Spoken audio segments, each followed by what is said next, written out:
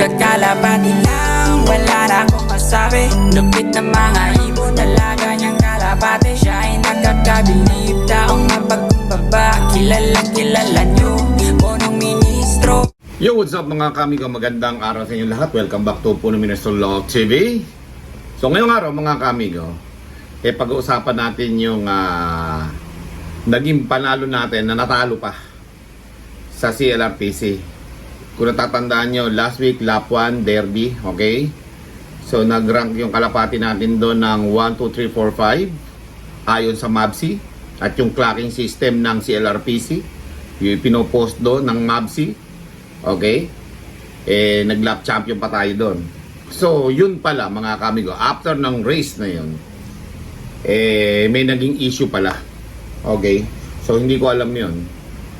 At ako naman, kung ano lang yung nakikita ko sa e-clap, sa MABSI, yun lang naman na binablog ko. At ang update naman ng aking e-clap na ginagamit dito, every Friday, pagka loading day ng club namin, at yung update naman nun, ang nag-update yung mismong may-ari ng club. Okay, sila nag-aayos nun. Pagkatapos, linggo na abangan, mga kaamigo. O dahil linggo ng umaga abangan, sasaksak na namin yun para sa kalapating parating, para maiklap, no? Pagdating. Okay, so, nangyari doon. Dahil nga maganda yung naging clocking natin nun, di ba? Nangunguna tayo. May naging issue pala na late daw yung ating oras sa e-clock. Mali ba namin doon? Hindi naman namin pinapakailaman yun.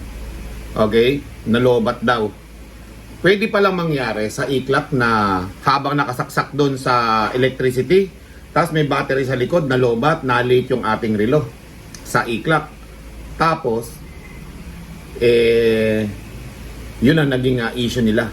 Okay, kaya pina-imbestigahan sa CLRPC, yung club natin, at saka sa MABSI. Nang wala akong kaalam-alam. Okay, dumaan ng Lunes, Martes, Miyerkules, Huwebes, Biyernes, Sabado at Linggo. Hindi nagsasabi sa akin yung club na pina-imbestigahan pala yung lap 1 natin sa derby. Sana nakagawa ako ng content na hold pala yung ating lap 1. Wala pang result. Kasi nga, under investigation pa yung ating clocking system at nagkamali yung e-clock natin na na-late. O may issue na nalobat yung battery kaya na-late yung oras. Pero dun lang naman sa karera na yon. Okay? Pwedeng nalobat yung battery, mga ilang oras ang delay nun sa actual time natin na ginagamit yung MABSI, no? At yung e-clock. Pero bakit dun lang sa panahon na yun na nalobat? Nakasaksak naman dun sa ating electricity yung adapter. Paano malolobat? Gumagana naman yung electricity nun sa e-clock. So yun yung naging issue. Yung binabato naman sa akin na SMS ng MABSI, tama naman sa clocking namin na pumapasok dun sa e-clock. So ngayon, dumating ang isang linggo, kahapon, linggo, second lap derby na namin. Okay naman yung e-clock namin. Wala namang na late na time. Kung lobat yung battery nun, sana pagkagamit namin sa first lap last week, hanggang ngayon, lobat pa rin yun. Diba? Dapat palitan na kung yun ang epekto nun. Pero hindi, nagamit pa rin naman namin at tama naman yung clocking. Hindi naman kami nanalo. Top 26 lang yung sa pagkakaalam ko na huling ibon namin na pinakamabilis. O maliban doon, baka nasipa pa yun. Pero ano ang alam ko dyan? Alam ng mga bataan ko. Ano alam nila sa kumpunin ng mga e-clock na yan? Okay? Wala kaming kinalaman dyan. Dapat ang magpaliwanag dyan yung club president at yung humahawak ng club natin sa CLRPC. Dapat sinabi niya sa akin na punong ministro, hold mo na yung vlog mo na i-credit mo na panalo ka. Naka-under investigation pa yung clocking mo doon na time. Kaya hindi pa natin masasabi na ikaw ngayon lap champion tsaka yung rank 1, 2, 3, 4, 5. Sana na ipaliwanag ko sana sa ating mga kaamigo at mga kalapatids na naka-hold yung first lap na yun na baka sakaling tayo nga manalo. Hindi, wala silang sinasabi sa akin Okay? Siyempre, umaasa din ako at umaasa din yung mga tao ko na ganun nga ang naging ranking. Hindi naman sila nagsasabi na naka-hold. Okay? Ngayon na lang, second lap, nagdesisyon yung MABSI. At hindi ko alam kung kasama din yung ating club doon na si LRPC sa desisyon na ilabas yung update, yung resulta ng pag-imbestiga nila. Hindi man lang ako nasabihan na, o punong ministro, bago namin labas yung update na to. Hindi pa naman tapos yung yung club race naka second lap pa lang tayo So bago namin ilabas tong update na to sa first lap, i-vlog mo muna na under investigation yung clocking system mo sa lap 1 para maintindihan ng mga viewers natin. O, ayun na nangyari. Pinagtestahan ako ng mga basher ko. Thank you mga basher tumataas yung viewers ko sa inyo. Pero dapat, napaalalahanan man lang ako para naipaliwanag ko naman yung side ko. Hindi yung hinusgahan na kaagad ako na, mali ko dyan. Bakit ako? Tsaka hindi ako mandadaya dyan, ha? Sus Maria Jose, ako yung isa sa mga nagtutulak dito sa Nueva Ecija ng kabutihan, kagandahan sa club natin. Malinis na laro o malinis na sport dito. Isa ako dyan sa nagtutulak na yan na maganda yung maging palaro dito sa Nueva Ecija. At hindi ko papayagan na isang club magpapalaro ng may dayaan. Isa ako na tututol doon. Gusto ko puro maganda lang ang palaro dito sa Nueva Ecija dahil nga syempre nagbablog tayo. Kailangan yung nakikita natin, yung totoo, ipapakita natin. So ngayon, tinagtad ako ng basher dyan sa may bandang doon. Okay.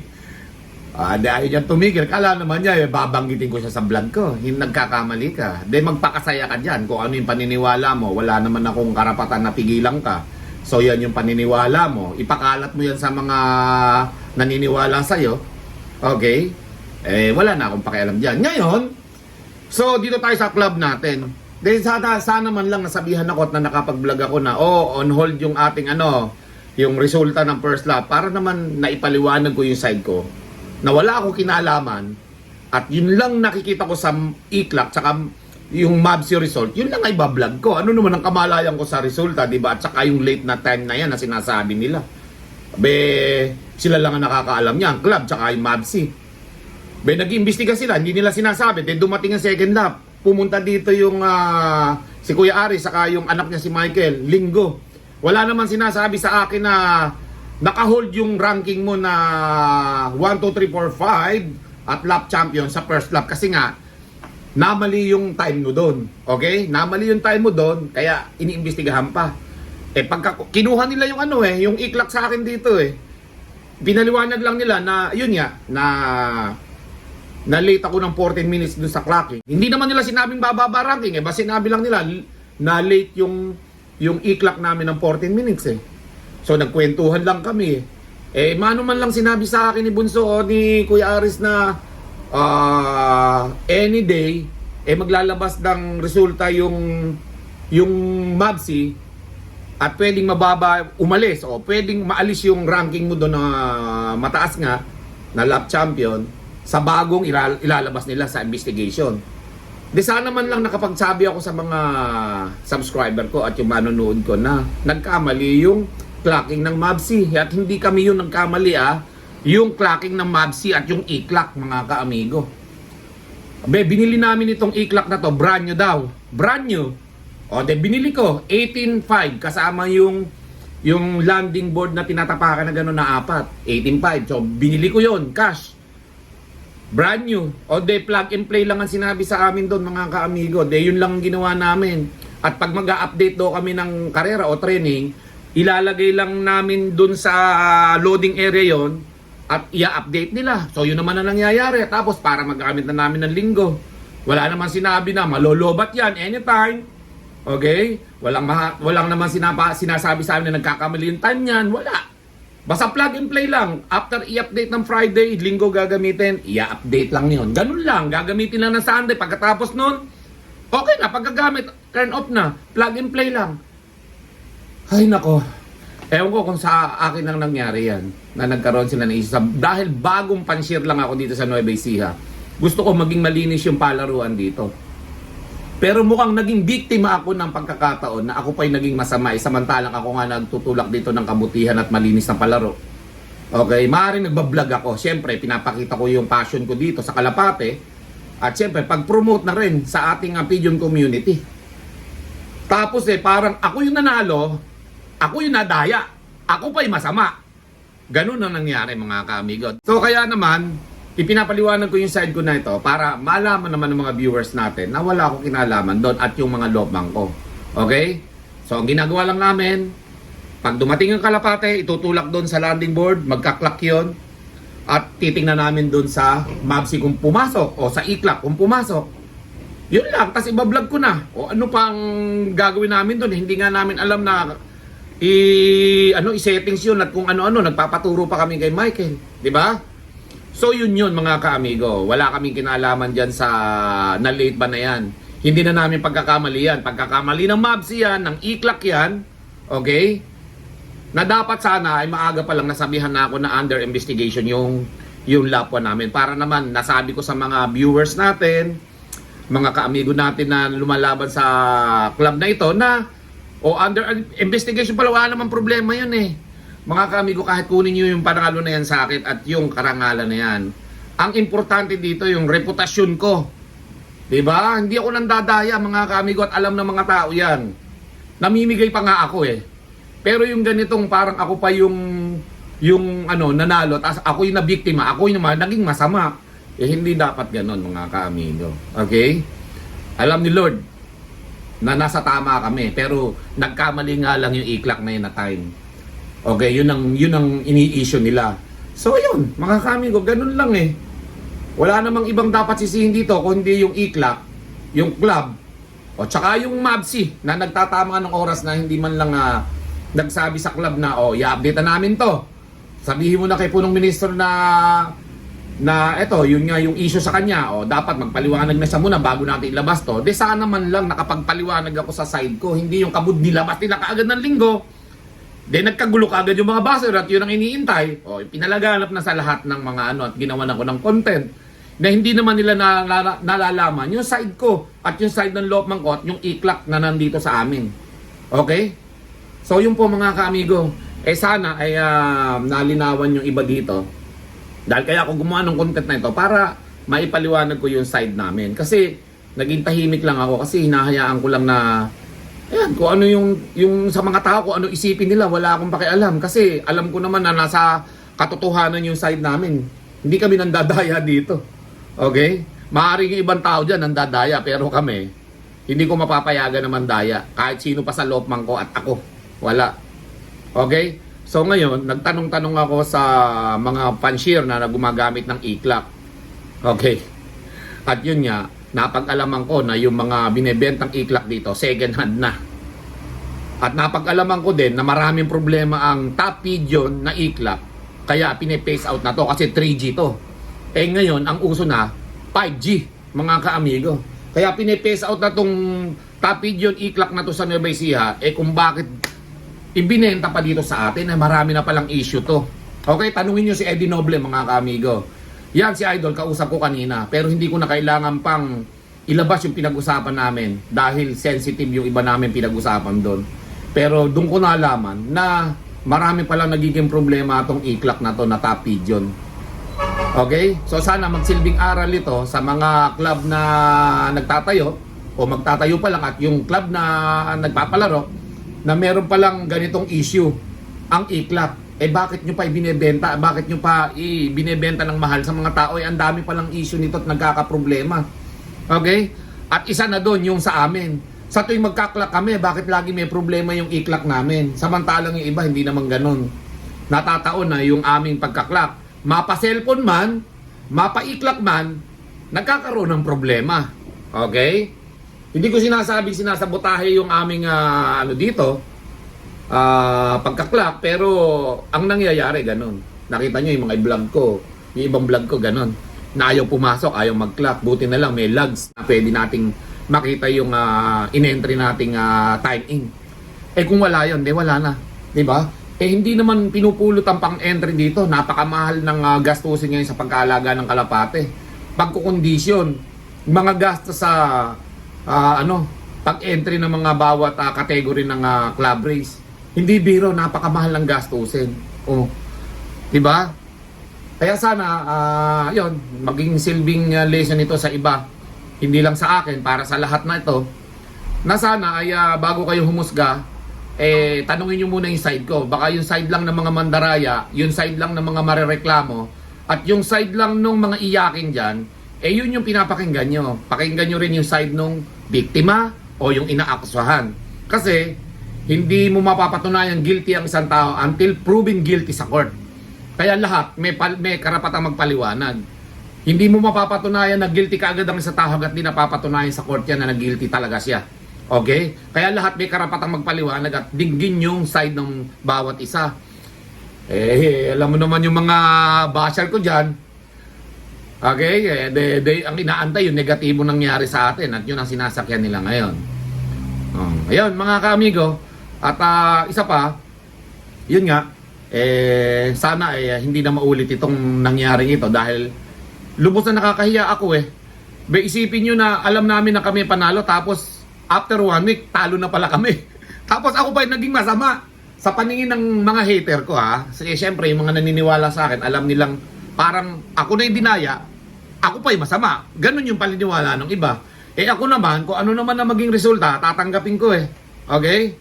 Dahil kung ano lang naman yung binlag ko dito, yun lang naman yung lumabas sa amin sa ICLAC tsaka sa MABSI. Okay? Maaaring naging masaya kami nung kami nalaman namin na naging top 5 kami. Una, top 3 Sumunod, nag-clock yung dalawa namin, sumama na rin sa top 5 kasi mataas nga yung speeda namin. Higit 1-1. Ngayon, mga kaamigo, hindi naman ibig sabihin nun, panalo na pala kami that time. Hindi man lang kami napaalahanan na after nung lap 1, mayroong issue. Di sana kahit paano nakagawa ako nga ng paliwanag ko, hindi na tumagal ng ganito. Inabot na 1 linggo. Okay? At yun syempre, yun nga, yung kasiyahan namin doon na first time namin maglalap winner sana. Tapos yung rank ng kalapati namin 1 to 5, bihira nga mangyari yun. Kaya naman pinagyayabang namin. Noon pala, yung pinagyayabang namin na masaya kami Kahit sino naman mangyari yun, kahit kanino, talaga magsasaya. Siyempre, yung bugso ng damdamin namin bihira lang mangyari ngayon. Naging masama naman sa paningin ng ibang tao. So, pasensya na kung kayo na mention ng name. Okay? Dahil sa iniidolo ko rin kayo Akala ko masusundan ko yung yapak ninyo O mahihigitan pa pero minasama ninyo yun, na-mention ko yung pangalan nyo at na-mention ko yung rank ng kalapati ninyo. Hindi ko akalain na mababaligtad yung reaction nyo doon. Ang akala ko baka matuwa pa nga kayo dahil nga siyempre meron ng isang newbie pansir na gumagaling ng kalapati, umaangat, di ba? At lumalaban na sa karera. Hindi yung puro talo na lang kami palagi dito, di ba? Pag natatalo naman kami, hindi naman kayo kumikibo di ba? Walang imik, tahimik lang lahat kasi talo kami. Ngayong nanalo kami, daming issue agad. Ganun yun. Sa mga newbie pansir dito sa Nueva Ecija at hindi lang dito sa paligid namin, kung magkakaroon kayo ng issue palagi sa mga nananalong newbie, paano pang tatagal yung pigeon community natin? Paano pang dadami?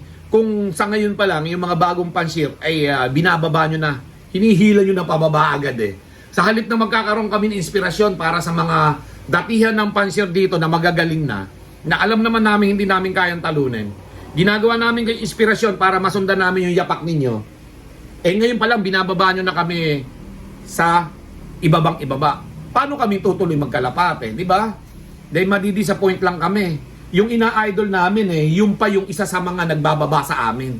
Na dapat sana inaakay nyo kami sa tamang landas, na sa tamang karera.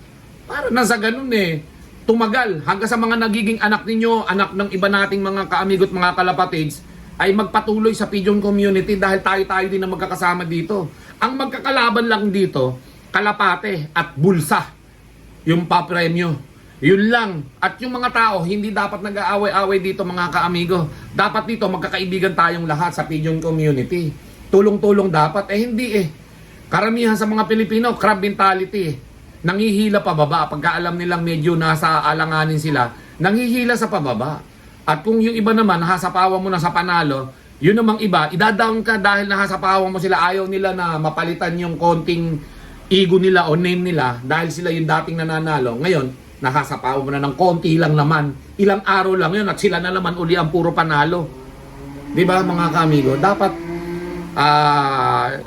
ito dapat maging silbing lesson ito sa mga datihan ng pansyer dito na sana alalayan nyo yung mga bagong pansya na katulad namin na kapag nanalo, wag nyo yung ida-down, hahanapan ng issue agad. Dapat doon, sana'y hayaan nyo na lang na ipagbunyi namin yung kasiyahan namin. Nagsasaya lang kami. Masaya lang kami sa nangyari dahil nga once in a lifetime nangyari sa buhay namin yung dito na, di ba? Newbie panser lang kami dito. Di ba? Hangad naming manalo na tulad ninyo. Hindi naman po pwedeng habang panahon kayo ang lagi nananalo at wala nang makakatalo sa inyo. Hindi po pwede yun. Maraming mga baguhan na magagaling at lahat ng mga kalapati nila dito magagaling din. So, mas maganda yung naglalaban-laban tayo dito na maganda yung sport natin na walang dayaan. Okay? Na walang ini-issue. Hayaan nyo yung club na lumutas ng mga problema. Hindi yung nakikisawsaw kayo kaagad. Kayo pa'y nauuna na magsawsaw sa mga issue na dapat hindi naman kayo dapat nakikialam. Diba? Humahaba. Kaya sana ito mga kamigo, payo ko lang na sana ay yung Pigeon community ay maging isa na lang. Sama-sama tayo. Huwag tayo maghilahan pababa. Kasi mga kaamigo, tayo-tayo din na magkakasama sa pigeon industry. Kaya nga pinili ko itong buhay na ito na magkalapate at magkarera ng kalapate at mamigay sa mga kaamigo natin, mga kalapatid sang kalapate, para malayo sa masamang bisyo yung mga kabataan. Nai-encourage natin sila mag-alaga na lang ng kalapate kaysa mapunta sa mga masasamang bisyo. At yun ang tinuturo kong magmula nun hanggang ngayon. Hingkayatin yung mga kabataan kaysa magbarkada at mag-adik at kung ano pa man, dito na sa pagkakalapate, at least nakatali sa bahay, hindi lalayo, hindi mabibisyo, di ba? Isa tayo sa nagiging inspirasyon ng mga tao o yung mga bata na ganito na lang yung gawin kaysa lumabas pa, di ba? At least nakikita pa ng mga magulang yung mga kabataan na nasa bahay lang nag-aaral, pagkatapos mag-aaral, magkakalapate, di ba? Nandun lang, nakakatulong tayo. Pero kung kami mismo dinadaw ninyo, baguhan pa lang, paano na yung next generation natin? Yun, mga kamigot, mga kalapatids, sana naintindihan nyo yung side ko. Hindi kami may kasalanan yan, kundi yung iklak sigurado, at yung MABSI, at yung club namin. Huwag sa amin ang sisi. Dahil kami, kung ano lang yung lumabas doon sa iklak, yun lang ay bablog namin. Okay? At syempre, yun mga kamigo, happy flying sa inyong lahat. Good luck sa mga club race ninyo. At sana hindi na maulit yung pangyayaring ito kanino man dahil nakakahiya. Okay? Maraming salamat mga kamigo at mga kalapatids. With punong ministro, Lap TV.